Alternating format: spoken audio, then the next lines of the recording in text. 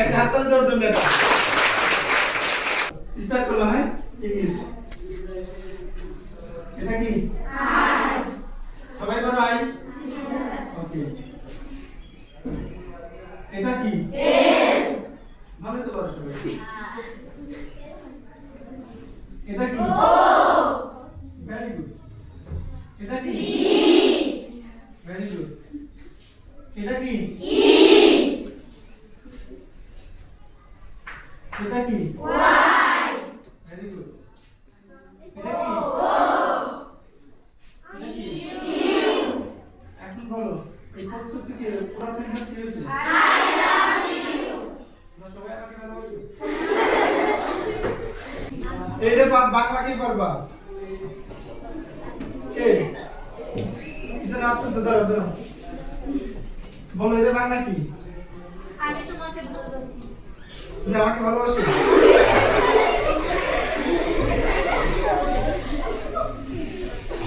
সত্যি তো? কি বলো, আগে বলো সত্যি কিনা? তোমরা সবাই আমাকে ভালোবাসো, তোমরা কত ভালো। হ্যাঁ, কে যেন বলে আমি বলি নাই।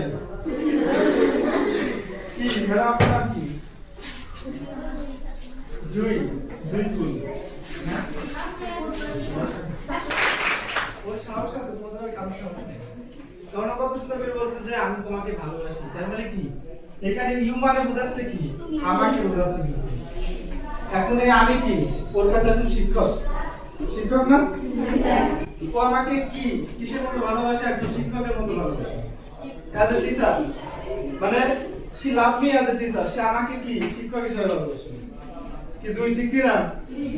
তুমি তো কইতা যা একদম হাত পা কাপড়ে শুরু করেছিলে। হ্যাঁ, দেখো একটু বসো। এই ইউটা অনেক কি হতে পারে। প্রথমত এট ফার্স্ট এই যে এই সেন্টেন্সটা বেশি বেশি প্র্যাকটিস কারা করো? কে কে করো? কয়বার দিনে কয়বার করো? কেউ করো না?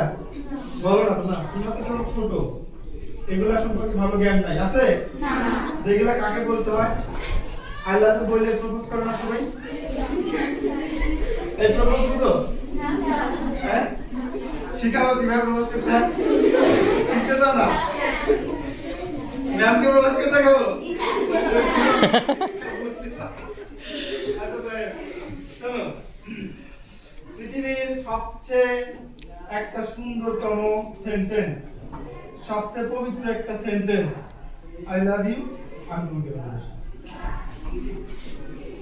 তোমরা এটা যখন জানবা যে এই সেন্টেন্সটার ভ্যালু কত, তখন তোমরা এটা ডেইলি প্রত্যেকদিন কমপক্ষে 10-15 বার যখন নামাজ পড়বা না, নামাজে তখন বলবা আল্লাহ আই লাভ ইউ।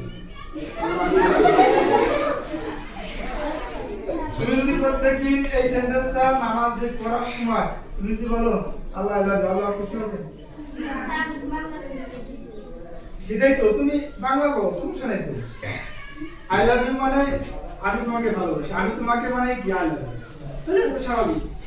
তাহলে তুমি যদি এই সেন্টেন্সটা তুমি যদি বলো, ইংরেজ জায়গায় তুমি যদি আল্লাহ লাগাও বা তোমার সৃষ্টিকর্তা লাগাও, তাহলে সে কি খুশি হবে? খুশি হবে? তাহলে এই সেন্টেন্সটা আমার প্রথমে কাকে তুমি ইউজ করবে?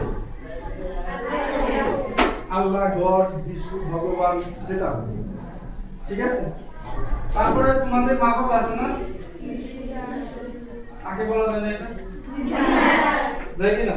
এই তোমার নাম যেন কি ছিল? তোমার নাম কি ছিল? চাঁদনি। হ্যাঁ, চাঁদনি।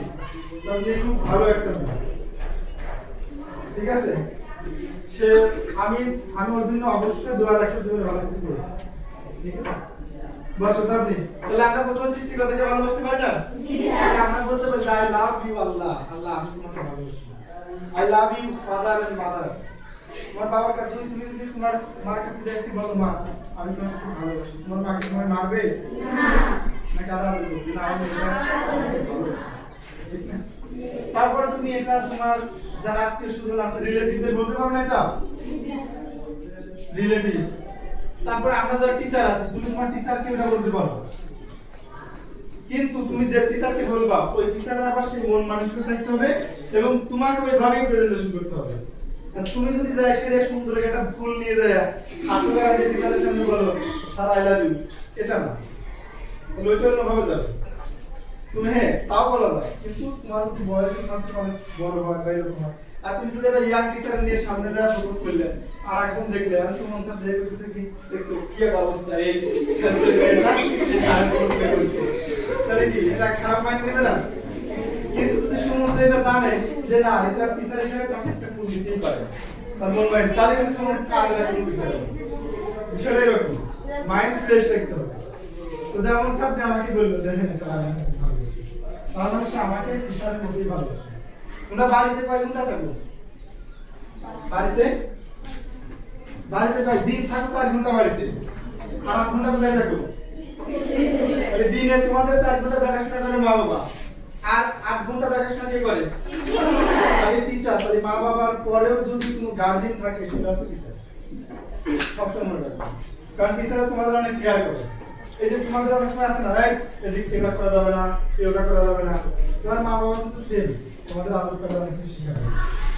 তার মানে মা বাবার পরেও কিন্তু তোমাদের সম্মানে বা গুরুজন হচ্ছে একজন শিক্ষক, আর এই সেই শিক্ষককে তোমরা তো অবশ্যই ভালোবাসতে হবে। যে আগামীকাল বিদায় অনুষ্ঠান হবে না, দেখবে কত স্টুডেন্ট কান্না করবে। কেন কান্না করবে জানো? এই যে 5টা বছর এখানে ছিল, তাদের একটা স্মৃতি বিজড়িত হয়েছে কত টিচারদের সাথে, তাদের খুনসুটি পড়াশোনা এসব নিয়ে। ওরা ভাববে যে 5 বছর আমরা এখানে ছিলাম, আজকে চলে যাচ্ছি, এইভাবে ওদের খারাপ লাগে এবং ওরা কান্না করবে। এটাই স্বাভাবিক, ঠিক কিনা? তাহলে বুঝছো? তাহলে ভালোবাসা শিখছো? আমি শিখবা কি পরে শিখা হবে।